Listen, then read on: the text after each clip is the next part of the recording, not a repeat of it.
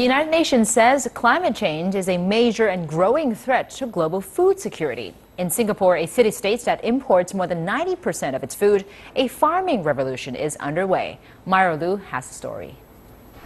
When Jack Ng first demonstrated his vertical farming system 6 years ago, people thought it was a good idea, but whether it would succeed was uncertain.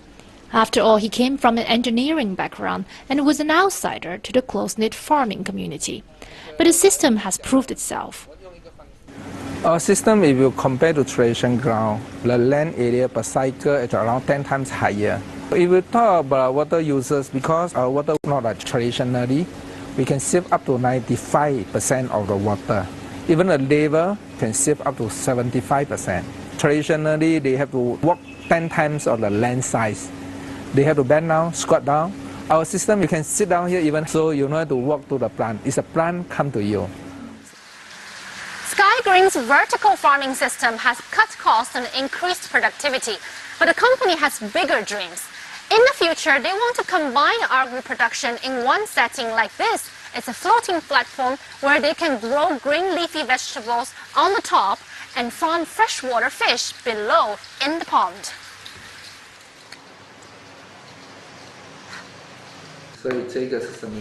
Jack believes his company is not just a farm, but a sustainable agricultural solution provider. His other plans include growing vegetables in existing gardens and parks and building food production centers that combine cultivation with processing and distribution. Singapore imports more than 90% of its food, and only 1% of its expensive land is allocated for farming.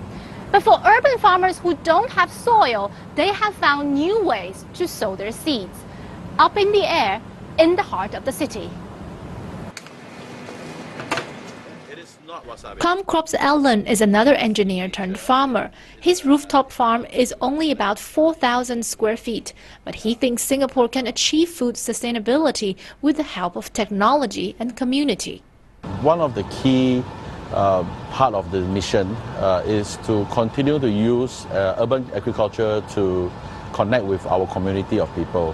Having people up on a Saturday working with us do give them a sense of what agriculture is like, and hopefully they can form their own community and help in other farms. Where I live, the residents committee wants to build a farm like this. But we don't have the knowledge and the experience. I come here every week with lots of questions, and they will teach us. The UN says climate is changing. Food and agriculture must too.